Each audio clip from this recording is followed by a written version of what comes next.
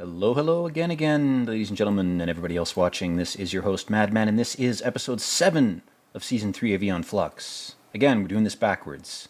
3, 2, 1. Well, 3, 1, 2 also works, but this series is best watched in this order. So this episode is kind of a giant acid trip.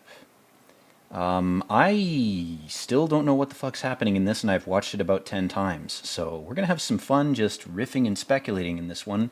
Not like I've been doing that in every episode, but this is going to get even more kind of bizarre. So the first scene, we have Aeon waking up on some kind of table, like some alien abduction slab.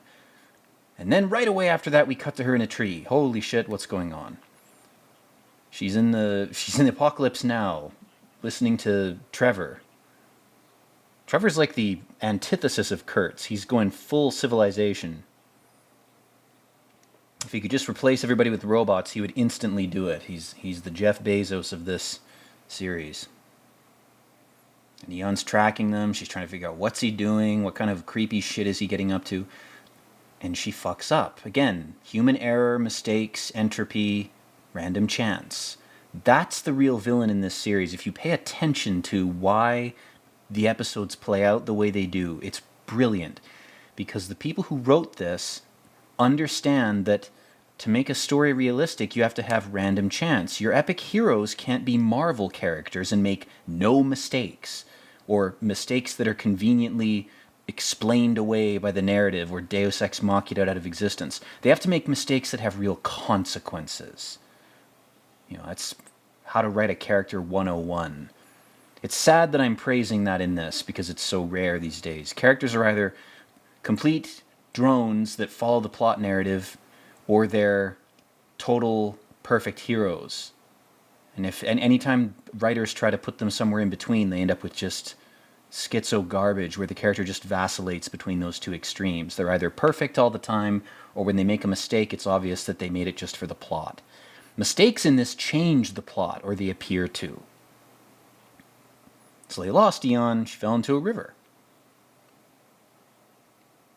And Trevor goes, all Aeon knows how to do is destroy. She's just Lilith. Yeah, and you're not Lucifer either, buddy. Judge not, lest ye be judged. And he is right on one level.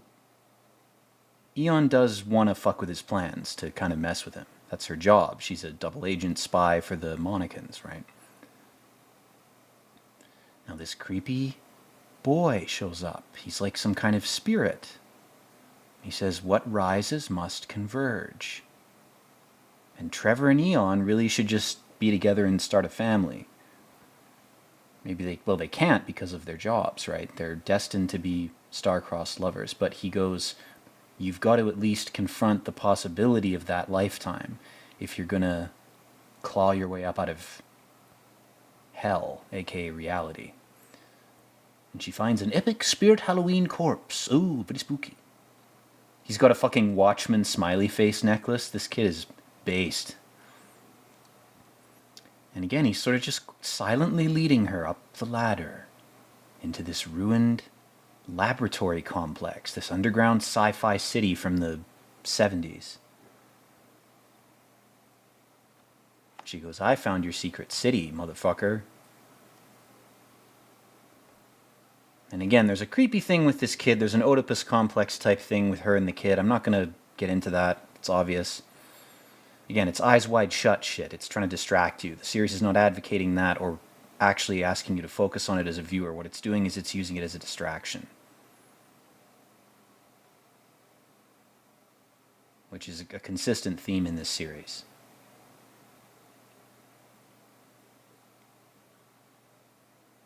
He had clothing waiting for her. Kind of creepy. How the fuck did he know she was going to be here? It's almost like she's hallucinating this. Is this her son that she would have had with Trevor? Is this some kid she lost her virginity to 19 years ago? We don't know. But this could be in her mind.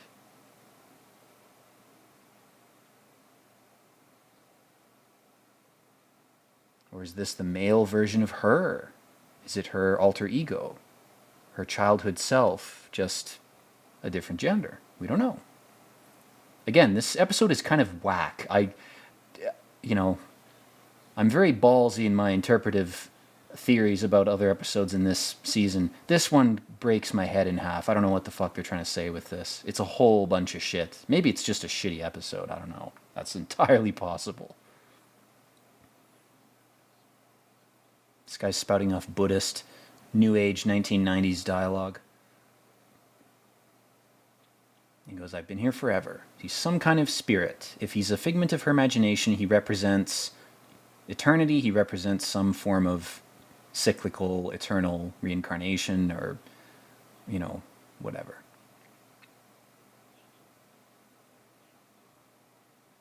Who busted up the lab? He goes, well, the scientists did. It wasn't some invading force. And she has this baby. And he just laughs.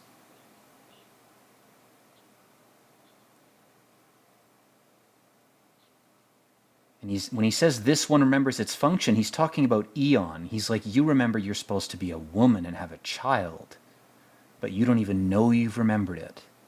You're so cooked. You're an epic assassin, individualist, ANCAP, cool, independent woman. Wow. You don't realize your entire existence is designed so that you can have a child. It's very rare that, the path in life, if you're female, is not to have a kid. Same thing if you're a guy. It's the same for both genders, man. It's the same for everybody. If you're a freak like me, you're not supposed to breed. You're a weird freak, alien type of thing. I'm an exception to the rule, guys. But that's the point. Is he's kind of telling her that, I think, with that scene, and the fact that she's obsessed with this infant, and then she comes to this altar and it's just got bones on it, and there's a baby, a giant one. Like, her whole reason for being a secret agent, maybe, is because she was afraid of having children. It wasn't that she was fucked up in some other way or infertile biologically, physically. It was that she was so afraid of being a mother that she took an alternate path, and it led her into the trippy hell that is her life. She resisted God's design, she resisted her own biology, and God rewarded her with, well, okay, you don't want to do what you've been designed to do? You're going to go to hell, and your hell is going to be this, or you're at least going to go to limbo. You've got this infant is a monster in this sequence, and again, this could be occurring in her mind. You'll get that notion better as this episode goes on, but the first scene is a clue. You have to watch this like 5 times. This is insane how this episode, I don't really like it. It's more confusing to me than it is interesting. But it is trying to say something. And Trevor goes, oh, you've got a nasty virus. You've got COVID-25, the new variant. He's spoon-feeding her like a child in a chair. He's her daddy now. And he goes, you didn't recover a vial, did you? And Trevor assumes rather that Aeon's just hidden the vial from him or destroyed it. But there was no vial. And he goes, oh, well, me and my mechanized medical corporate oligarchy goons are telling you you're sick with a virus and you're actually insane. It's not fatal, though. It's not going to kill you. Conveniently, it's just going to make you insane and make me totally justified in restraining you and spoon-feeding you like a little soy drone in a pod. What a convenient excuse to subjugate your populace. Very fascinating. Funny that this was made in the early 90s. Wait till you guys watch season 1 with me. Holy fuck. There's a straight-up COVID episode of that. I watched it while I was high. I wanted to just, I don't know. I'd rather be the noodles he's eating than be alive when I watched that episode. Holy fuck, man. It's like they spelled it all out for us multiple times and we didn't see it. Felt like a moron. And Trevor's talking about evolution here. He's like, at some point, we caught a virus during our evolution, and it fucked us up. It's almost like we had psychic powers, and we caught a virus that mutated us physically. Or maybe the virus was a psychological virus called language that caused us to subjugate our psychic powers to a system of runes And that system of runes is very easily co-opted, which means a person or a group of people who know the runes better than the others, some sort of group of creepy magicians, per se, who might use a double triangle symbol to represent themselves, can somehow control what we do and think, or try to, through these runes, whereas before, that wasn't the case. He's talking about some kind of virus. And it could be anything in this. I mean, that's my madman interpretation. It could be the virus of consciousness. It could be Eve eating the apple. It could be, it could be anything, literally. It's very vague. There are times when this series kind of posts its L's, and it's when it gets a little too vague for the format. The format is so quick, man, because this is all hand-animated real shit, so they can't spend... the poor animators who made this, I bet their hands were bleeding after drawing all the cells for this. I really want to buy a cell from this off eBay. There's some good ones that are floating around. Now that I've said that, they'll all be gone, because definitely my speech has enough of an impact on that market that will actually happen. But there are some cells on eBay I want to buy. I want to frame one, put it on my wall. I'm enough of a fanboy about the show, I'll be willing to admit that. And this guy goes, nothing changes, and there's nothing new under the sun.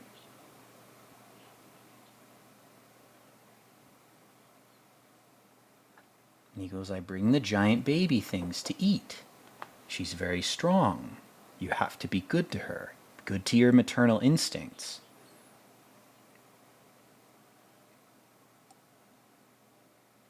This creepy kid, he really looks like a male version of Aeon. He has her exact same eyes and her exact same hair. Exactly the same, just gender swapped. It's like this kid is an aspect of her consciousness. And this time when she comes into the room, he's offering them Trevor. Time.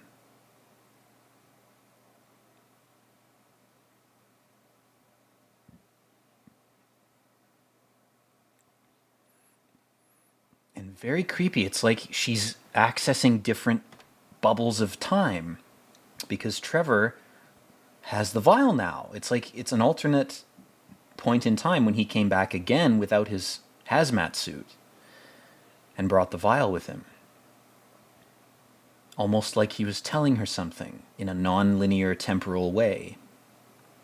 Non-temporally linear, Again, there's this creepy black or gray goo, almost like ink. Funny that her hair is also black, like ink. Her eyes are purple. I've talked about that before, but this episode summons it back up again as a potential thematic point. Now she's going through the hallway, but it's the opposite direction. The last time she did this, she went to the left. Now she goes to the right. But it's the same situation. Or a similar situation. Then she comes to this blue lake. Why won't the baby kill me?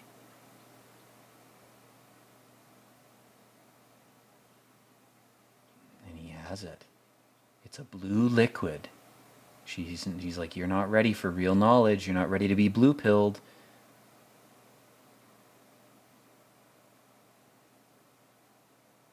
Is death only a frame in time? Damn, that's good, man. Damn, that's good.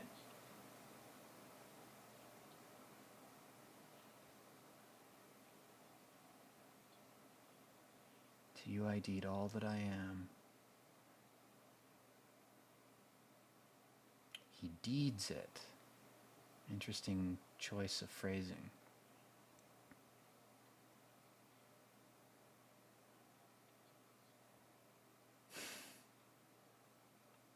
Looked in the face of death but not guessed its secret.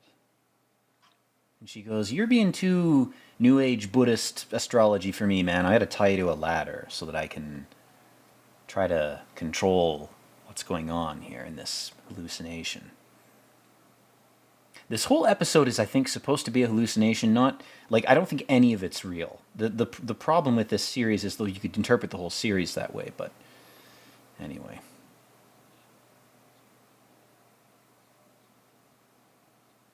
Madness is the way. He's taken the madman pill, guys. He's one of us. He's like and subscribe to Madman's channel, Aeon. It's the only way.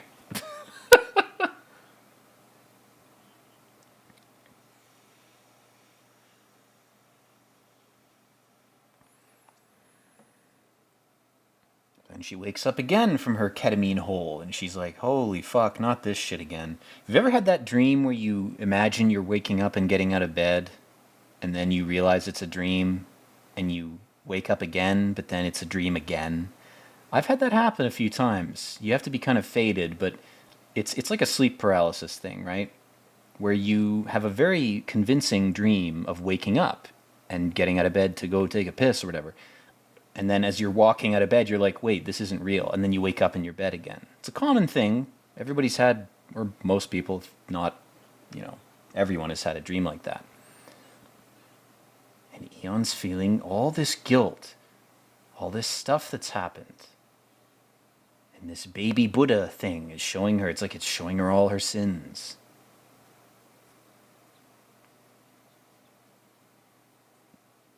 And this is just another dream. How do,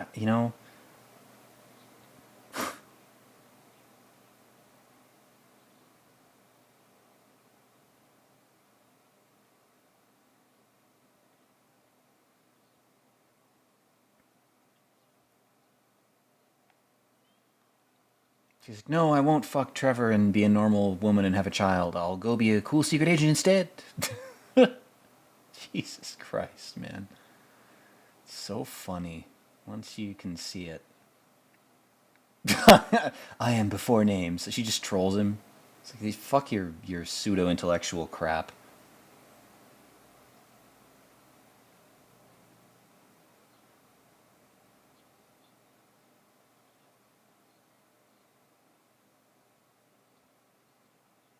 A virus that produces happiness.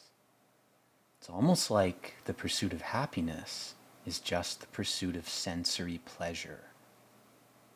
Because that message is flawed. It should be the pursuit of purpose. If I was rewriting that fucking Constitution, I would say you're entitled to life, liberty, and the pursuit of purpose. It's a simple error, a simple failure in language. Human error. Every fucking time. And he goes, you guys made this capitalist USA 1776 virus where you created a hedonistic society from the start. Foundationally, it's hedonistic, or it implies hedonism. Even if people don't interpret happiness that way, it's subconscious. When your society says you should be able to do whatever you want and have pleasure, because happiness and pleasure are conflated in the mind of the idiot. True happiness is purpose, but most people won't know that. You have to use the word purpose, not the word happiness, you morons. When the system resets, when reality resets, if you just replace the word happiness with purpose, we'd be in a fucking utopia right now, but you didn't. You fucked it up. I'm becoming fucking Jack Torrance talking about this shit. It's like, you fucked up the Constitution, Wendy. You didn't use the term purpose. You should have used that. Or fulfillment. Happiness is not the right term. Even in the 1700s, people would have been too stupid and would have interpreted that as an excuse to do whatever they want and ruin their own lives. Freedom is good. Pursuing hedonism, not so much. Try it.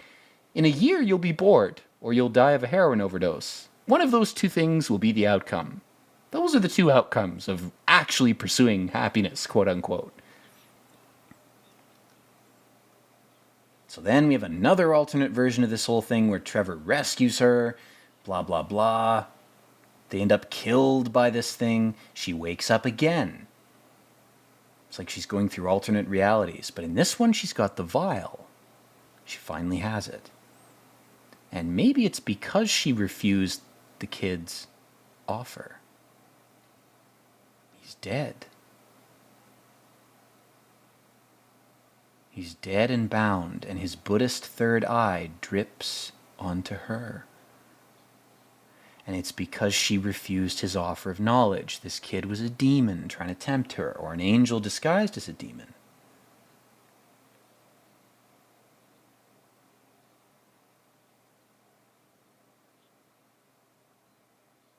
like, look at all the lives you've lived.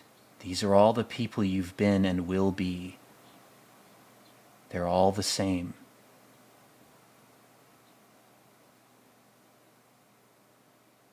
And she's saying yes or no to the different lives until she picks the one she's in.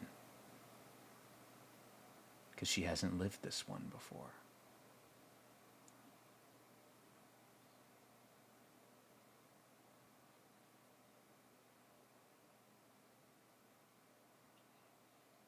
And she rejects it. Like she rejected his offer before, I will give you knowledge of time or whatever. It was rejecting the offer that was the test. Usually that's the test, you know. The test is usually to reject things. And in an Oedipus sense, now they're naked, of course, she's rejecting him, which is the correct move. But then we get this creepy outro, man. This fucks with me so much. It's like, well, here's another alternate life you could have lived. Maybe this is the real life of Aeon, and everything else is a fantasy or a dream. We have no idea. She's just some Hispanic chick watching her kid play baseball. And the episode just ends. Wild episode. This episode is fucking cracked, man. This is more cracked than the sci-fi shit. A lot of very interesting themes, a lot of heavy ideas. I don't know how to juggle those, man. It's like trying to juggle bowling balls. I'm not very adept at that. I can juggle one bowling ball, if you know what I mean. But more than one, ooh, probably not. Okay, guys, well, thanks for watching. I'm going to end things here because the episode's ended a few seconds ago. So hope you enjoyed this commentary. Hope you rewatch this episode and waste your life obsessing over it, because it's actually really cool. Thanks again for your support on this channel. Even 1 or 2 views means something to me. It means somebody actually saw what I made. That's a big deal. That matters. Your viewership matters. Thank you for supporting this crazy, weird side hustle gig shit that I've been doing. It's something I do for fun. I don't do it to become a YouTube star. I do it to have fun. If I'm not having fun, I'm not going to produce good content. And if I'm not producing good content, my viewers aren't going to have fun watching it. Anyway, guys, I do thank you again. Hope you're doing well. Hope you're healthy and happy. Hope your family and loved ones are also doing well. And as always, peace out.